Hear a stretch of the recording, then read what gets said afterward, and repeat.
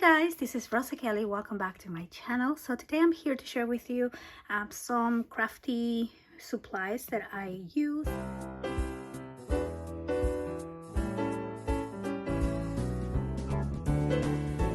I always get a lot of questions on where I get my cardstock, my magnets, my glue and tape, and so on. So this is going to be a haul of just basic craft supplies. But first, let me thank the sponsor for today's video, who is the Coldest water bottle. The Coldest water bottle has a different variety of insulated water bottles, different sizes, different colors for any of your needs. I have been loving mine, and I want to thank them so much for sponsoring today's video. And now let's go back to the haul. Let me go ahead and start with my cardstock. I usually get my cardstock at Michael's unless I can't find it. So if I can't find the cardstock that I'm looking for at Michael's, I do go to Amazon. So I'll share with you also the cardstock that I use from Amazon.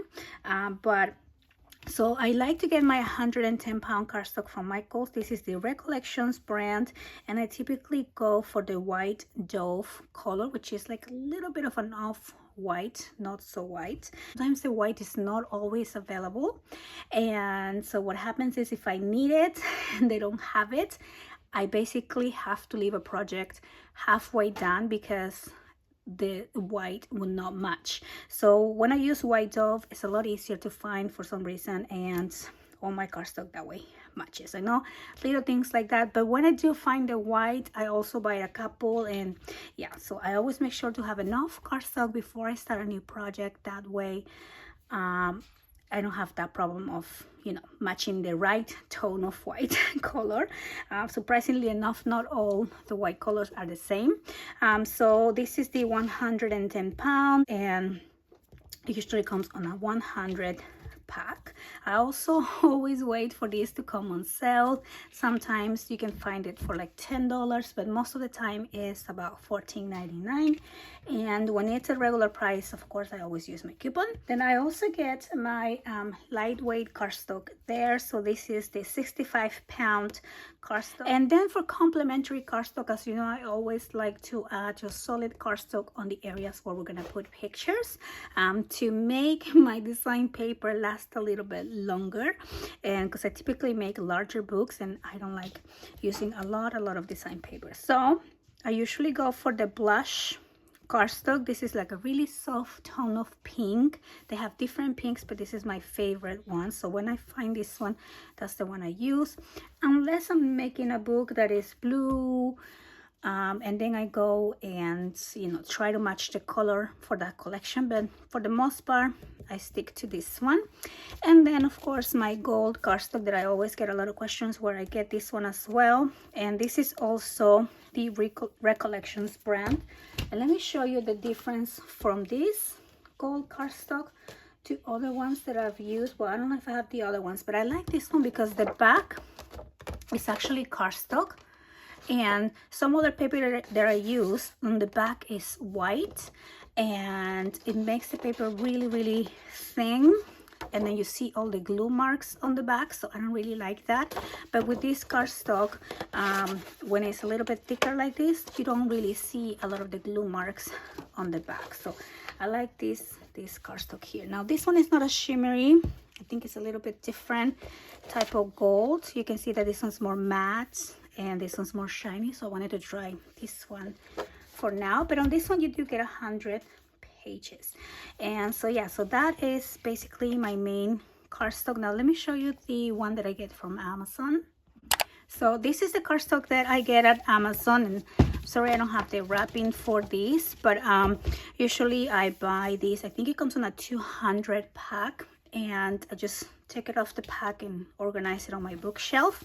And this is a different format. This is an 8.5 by 14, so it's a lot longer, but I do like it because you can actually fold this in half, and then you have a really good size for a page. Like, I like the format, so I think I'm gonna start working with this more. I have been using this like privately, but not so much on tutorials, because I want to make sure that we all have kind of the same thing. But yeah, I really like this one. Now this one is also called 110, but it's not as thick as the one from Michaels. So I think this is more like an 85, but it is quite thick still. Just the one from Michaels is a little bit thicker. But again, this one, you get a lot more, it's a lot cheaper, and it works just fine. So this is another one that I use. Okay, so now let me talk about my magnets. I think I've shared this before, but since I recently did a haul, I'm just gonna show you what I got here. So I always get my magnets at Amazon, and I normally will change suppliers depending on availability because they tend to sell out quickly. So I'm always looking for new supplier, and sometimes I go back to old suppliers that restock. So all of that info you will find updated on my Amazon store, because as I know they get sold out, I kind of refresh the link and find a new suppliers, so you guys can always have it available in there. So if you just save my Amazon store as your favorites, you will find the updated link. So I get the 10 by 2 millimeter magnets, and I get 120 pieces on this one. Sometimes I get 100, sometimes I get 120, and these are the magnets that I use the most. They're really strong. Now they're a little bit thicker, as you can see, but they hold multiple layers of paper. And yeah, I've already been using these on the last project that I'm working on right now. And the other magnet that I use all the time is the 10 by 1 millimeter. Again, I usually change suppliers on Amazon, but this is the one that I use the most. And when I buy these, I usually buy a pack of 200 or 2 packs of 100, and they're really strong. You can see that it's pulling onto my ring, but they're thinner. So these are a lot easier to use in your projects when you don't want to create bulk. I will use maybe 2 layers, of the magnet instead of just one, but it avoids the bulk. And yeah, they work really good as well. So those are the magnets that I'm usually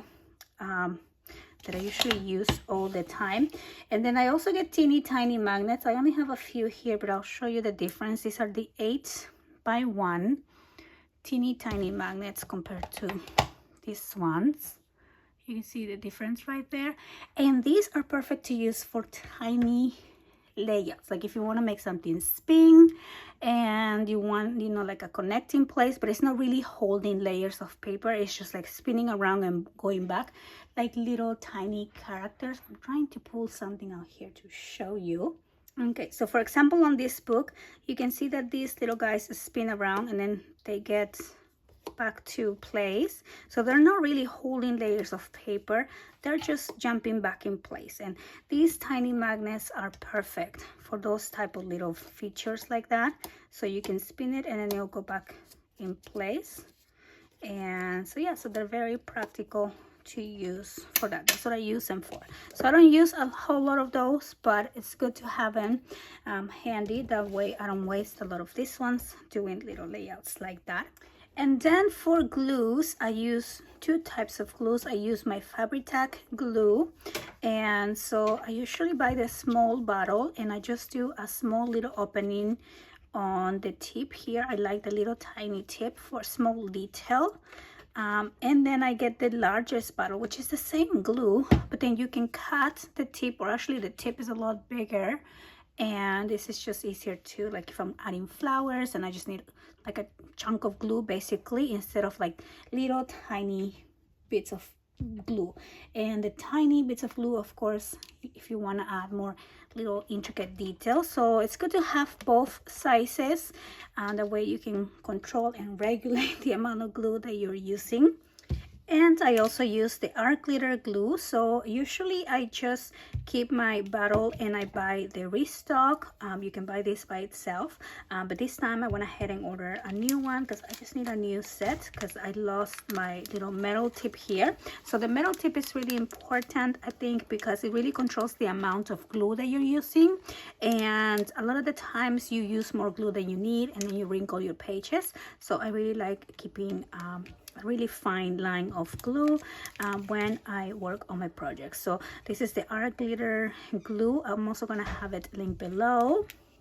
And then let me talk about tape. So of course I use the Score Tape brand. I have used different ones, and this is definitely the one that I'm sticking to, because I realized when I first started crafting and I was going more towards like, I wouldn't really care about the brand. I would just buy whatever was on sale basically. I realized my books from the beginning, I started to like the tape from the pages will start to come out, because I think the tape has an expiration date and it dries, and then yeah, it just stops working.